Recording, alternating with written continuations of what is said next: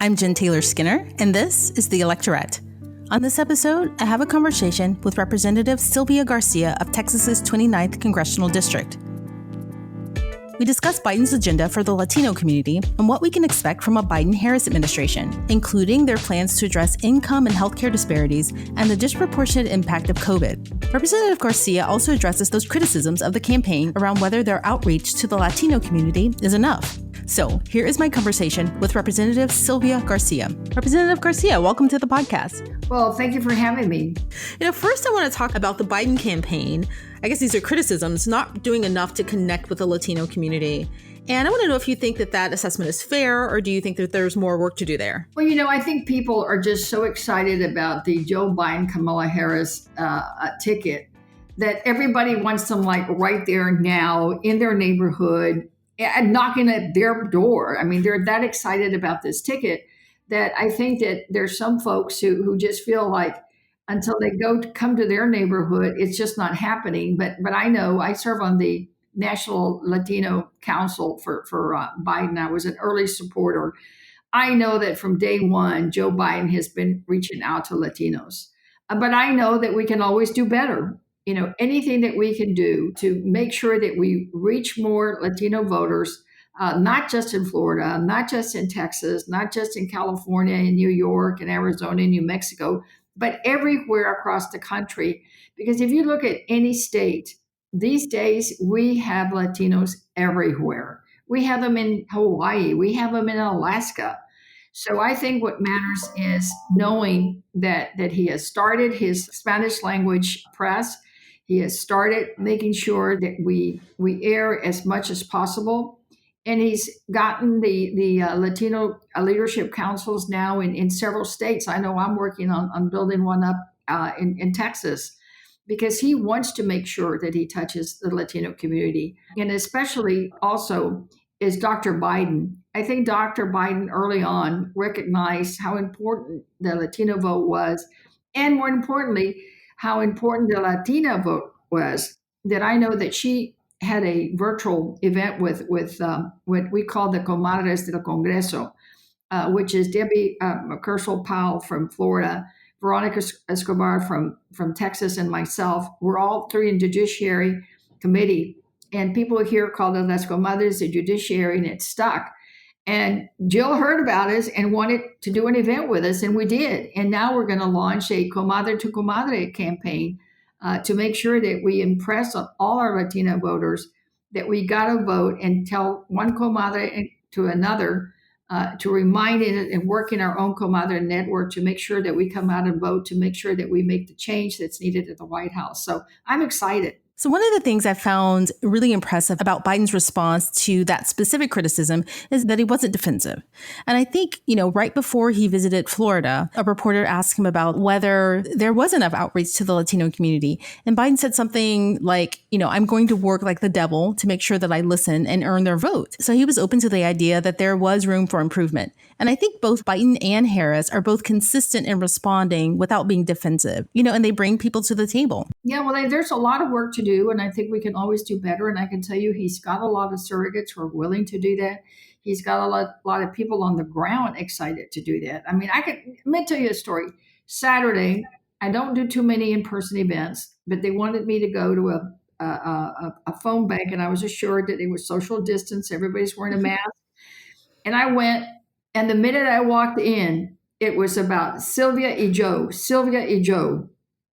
I mean, they know that Joe Biden is running. They're excited because it hurts them to see a White House that really is about hurting people. For us in Texas, it's about what we've seen him doing at the border, but it's also seeing that they're not getting more help and more relief on everybody on unemployment.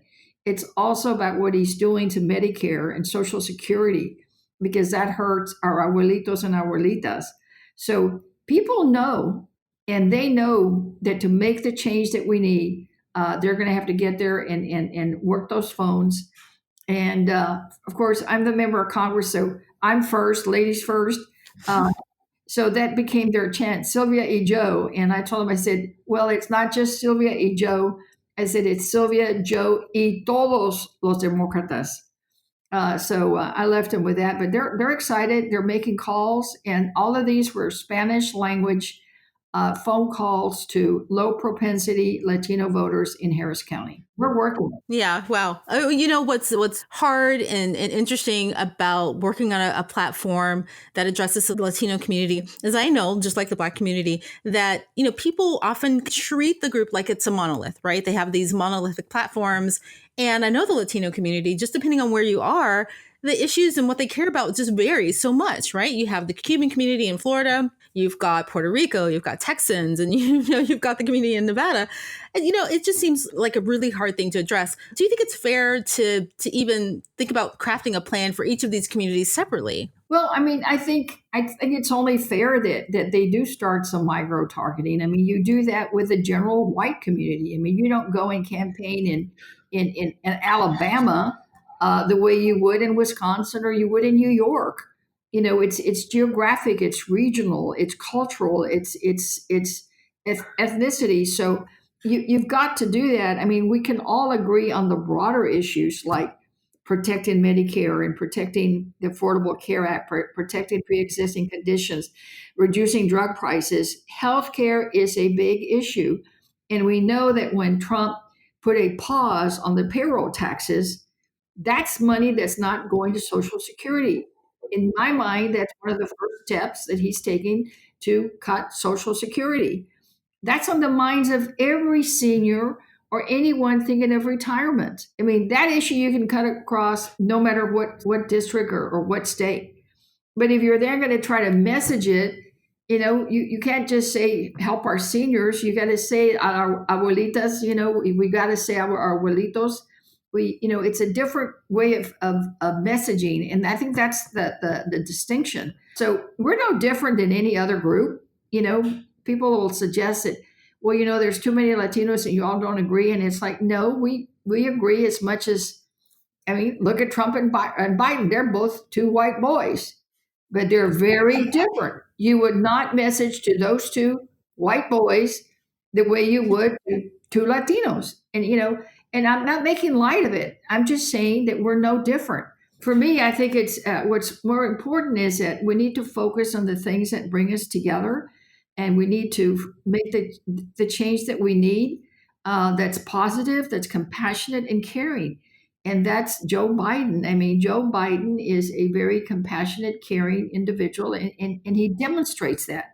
Like you said, his response is not defensive. His response is, how can I do it better? And I know he's going to build back this country better, and it's going to be a more caring, compassionate, and consistent White House come next January. Yeah, and you're right. You are no different as a community. You care about the same things. You care about healthcare. You care about, fair wages.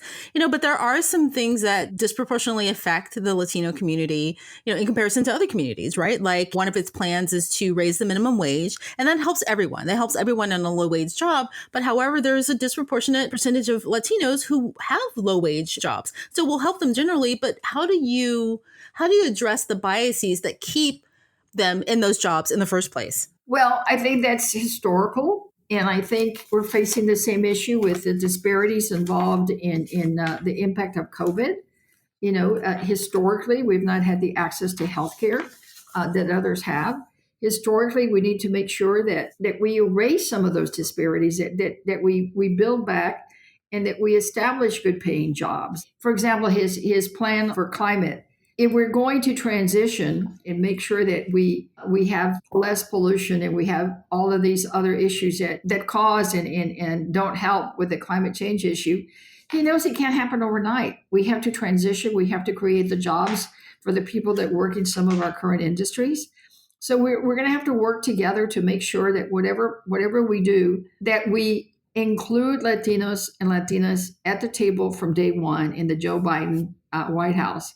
Because he understands that this is the key to building back better, and he's the key to making sure that the disparities in the past do not move forward.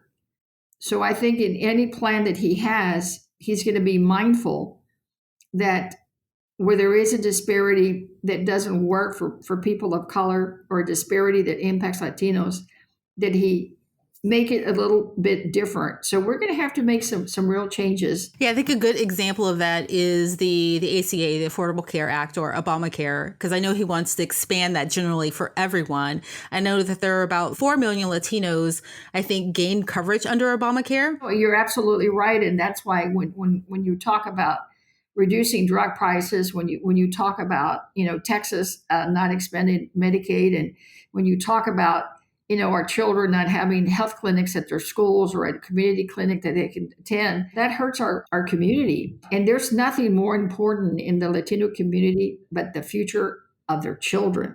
So when it comes to healthcare, when it comes to education, when it comes for good quality of life, a Latino parent's going to do everything humanly possible to make sure they secure that future for their children. So I think if the outreach is done and that we do the job that we think we're going to do, we're going to be able to convince those parents that the only way to get that change is with Joe Biden, Kamala Harris, and the White House. Right. And one thing that I'm excited to see, he isn't just stopping with, the expansion of the ACA, but he's also, thinking about, in relation to healthcare, undocumented immigrants, right? Like I think he's increasing funding for community health centers, which they often use. Well, and I think we'll see the community health centers get increased dollars of federally qualified clinics. I think you'll see an expansion of some of the SNAP program and some of the food programs that help local food banks that really feed people as long as you're hungry with no questions asked. So I think you're going to see more attention to some of those programs, and you're definitely going to see our kids, our dreamers, that they're finally going to get the protection that they need. And hopefully we can get the DAPA program back up in such a way that it can withstand any attack, so that we can make sure that it's not just the dreamers, but the parents of those dreamers that have been here for so many years can stay in this country. So I think they know who's for dreamers and who's not. They know who is for making sure that their kids have a shot at a good education and who's not. And they know who is really protecting pre-existing conditions in Medicare and Medicaid. And it's not this president. Donald Trump has done nothing but to try to destroy the Affordable Care Act. The Republicans have voted against it when they were in charge for like 80 times or something. I can't remember the number, but they've done nothing but try to destroy Obamacare and Medicaid too. And for us in Texas, we've got a uninsured rate of 1 out of 3, and when you look at those, it's predominantly about half of those, I believe, are Latino, and many of those folks live in my district. So healthcare is a huge issue, and I think that we're going to need to make sure that Joe Biden and Kamala Harris are in the White House to protect everything that President Obama started, and that we can build on it so that we can have it in the future for all our children. Yeah. And the most egregious thing is that they're doing this in the time of COVID, right? That's the most egregious thing, trying to destroy healthcare. Millions of people gained healthcare under Obama. Well, and that would have been one of the easiest things for them to do is our Heroes bill includes a lot of money for testing and tracing and treatment. And they've rejected that. They've rejected some of the work that the dollars that we have in there for hospitals and for PPE for hospitals. So here we are in the middle of still a crisis that frankly didn't have to be this way, that could have been so many people's lives saved. But this president is more concerned about his reelection and covering up his failures than he is about whether or not people are covering up their faces. In fact, he makes fun of Joe Biden because he covers up his face. It's like this president is focused only on himself, his friends, and his allies, and not the American people in getting past this pandemic. But I want to ask about Biden's immigration plan, right? And how he plans to address, the Trump administration's policy, in regards to the detention centers and family separation. And, now some really horrible news is coming out from ICE about, women in these forced surgeries and hysterectomies, right? And I'm just curious about, just generally, how does Biden plan to address the harms done to these families by the Trump administration? Well, first of all, and I was one of his appointees to the DNC platform drafting committee.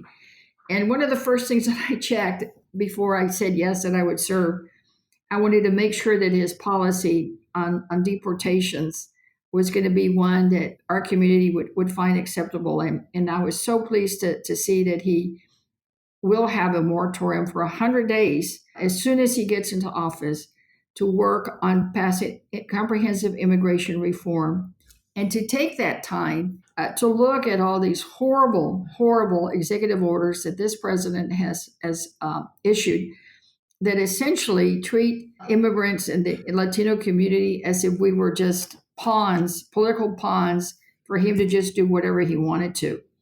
So I expect Joe and Kamala to go in there with their, shirts and blouses rolled up, ready to work to pass comprehensive immigration reform.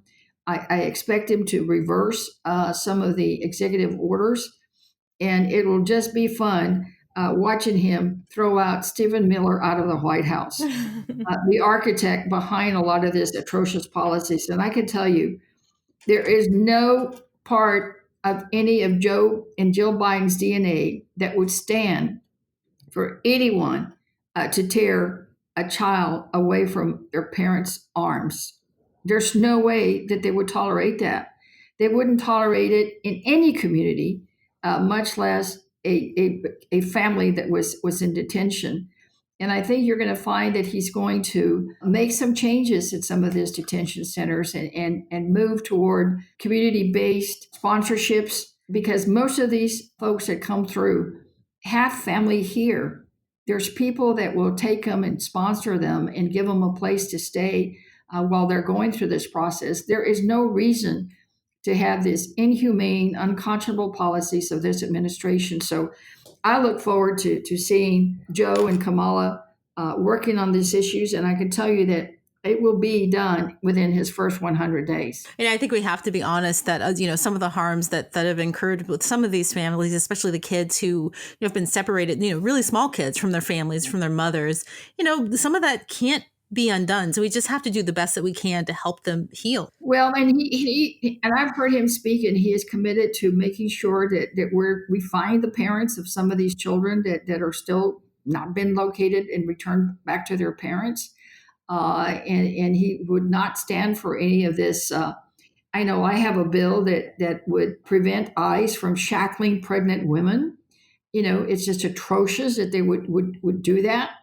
Just as it's atrocious to think that women in detention, or even men in detention, are a source of an experiment that they can do for any reason, whether it's hysterectomies or anything else. I mean, we've seen that historically, that people in prison have been used as experimental, elements for other cases, and the use of other vaccines in the past.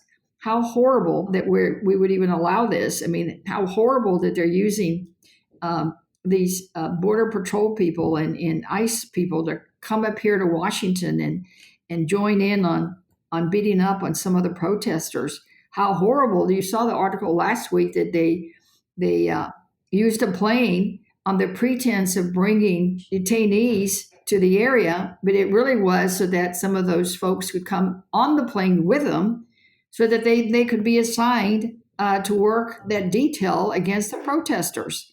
So they treat our detainees like they were just nothing, just a political pawn that they can use for whatever reason.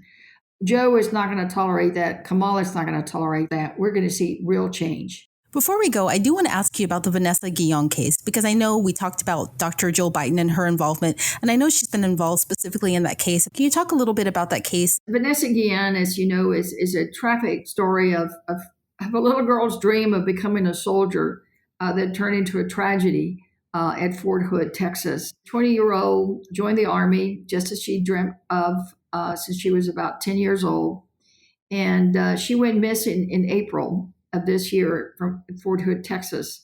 There was a search. They finally found her remains the weekend of July the 4th, and she had been murdered.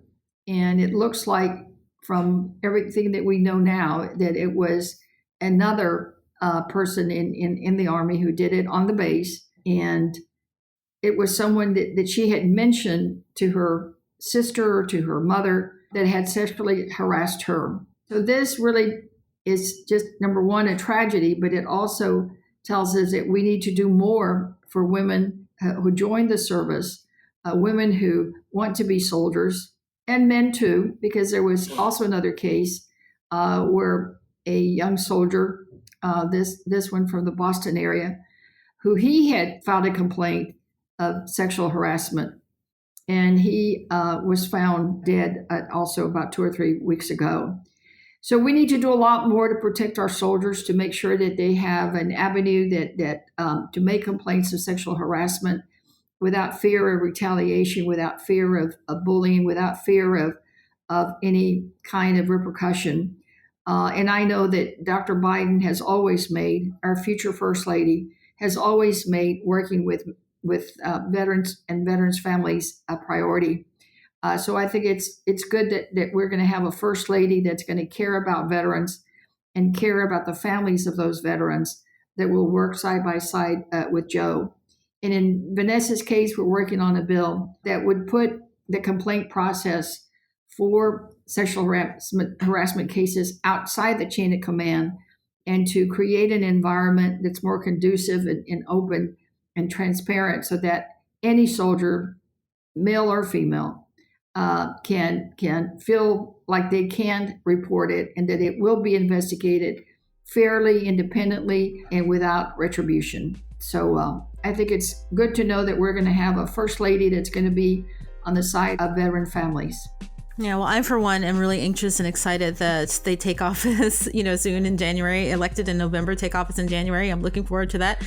And I thank you so much for all of your work on their campaign and your work on behalf of your constituents and just your leadership. So thank you so much for taking time to talk to me today. Well, thank you for having me, and call us back anytime. If we can squeeze in a few minutes, I'll be happy to do it.